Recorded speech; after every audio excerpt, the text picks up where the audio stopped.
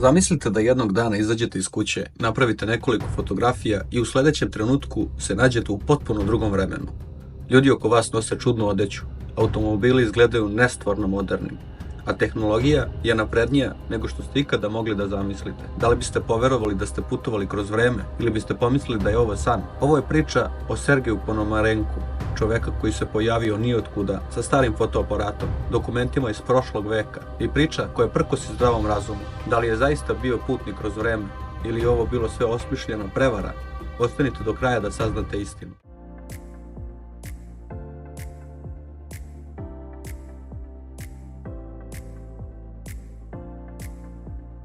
Pa da počnemo ovu misterioznu priču. Godine 2006. u Ukrajini policija prima neobičan poziv. O mladiću, zbunjenog izraza lica, kako luta ulicama grada, deluje izgubljeno i uplašeno. Policija je izašla na mesto događaja i shvatila da nešto nije u redu. Njegova odeća podsjeća na modu iz 1950-ih, a kada su mu zatražili ličnu kartu, šokirali su se.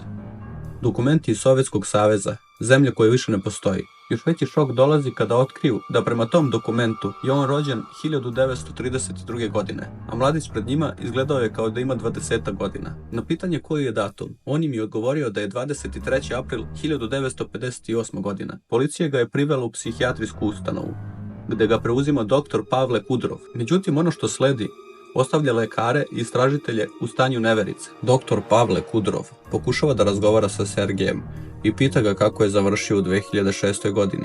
Mladić mu kaže da je na dan svog nestanka poneo svoj fotoaparat, da zabeleži gradsku atmosferu, tvrdi da je ugledao nepoznati leteći objekat u obliku zvona i da ga je uslikao. I u sljedećem trenutku kao da je svijet oko njega stao i odjednom našao se u budućnosti. Doktora su zanimale fotografije sa tog fotoaparata. Reč je o starom Yema Flex modelu, čiji se filmovi ne proizvode već decenijama. Kako bi proverio Sergejevu priču, pozvao je eksperta za fotoaparate, koji je uspeo da razvije slike. Ono što su otkrili šokiralo ih je.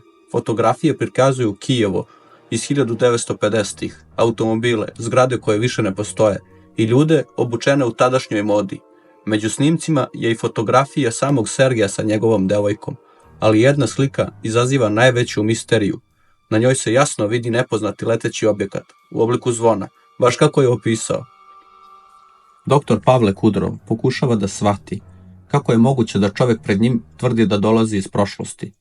Dok sve ukazuje na to da se zaista pojavio nijotkuda, ali pre nego što je stigao da produbi istragu, dolazi do neverovatnog obrta.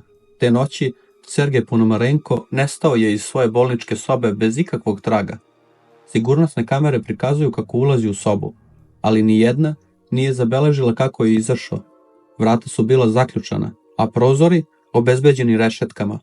Niko ne može da objasni šta se dogodilo.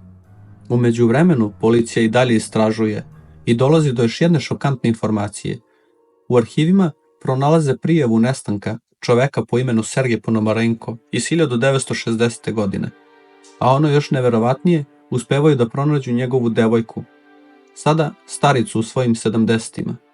Ona im govori da je Sergej zaista nestao 1958. godine, ali se vratio nekoliko dana kasnije. Tvrdio je da je bio u budućnosti. Nedugo zatim, ponovo je nestao i nikada više nije bio viđen. Međutim, nekoliko decenija kasnije, starica je dobila misterioznu pošiljku, fotografiju Sergeja, sada starijeg, sa modernim Kijevom u pozadini. Na poleđini piše: ovo je slika iz 2050. godine. Vratit ću se uskoro, ali se nikada nije vratio. Sada dolazimo do kraja ove priče. Istina ili mit? Priča o Sergeju Ponomarenku postala je jedna od najpoznatijih urbanih legendi o putovanju kroz vreme. Međutim, postoji jedan problem. Sve slike i snimci koji ljudi koriste kao dokaz, koje sam i ja koristio, dolaze iz ukrajinske TV emisije pod nazivom Vanzemaljci, koja je emitovana 2012. godine na kanalu 1+1. Epizoda pod nazivom Putnik kroz vreme prikazala je ovu priču kao dramatizaciju uz napomenu na početak emisije. Serija Vanzemaljci rekonstruiše kontraverzne događaje. Nijedna teorija ili hipoteza ne može se smatrati istinitom bez dodatnih naučnih dokaza. Sve rekonstrukcije su zasnovane na iskazima svedoka. Dakle, čak ni emisija ne tvrdi da je priča istinita. Sve slike, njegova lična karta i sigurnosni snimci zapravo su glumci, rekviziti korišćeni za emisiju. Moj zaključak je da, iako je priča o Sergeju Ponomarenku fascinantna i deluje kao najverodostojniji slučaj putovanja kroz vreme, sve ukazuje na to da je u pitanju fikcija.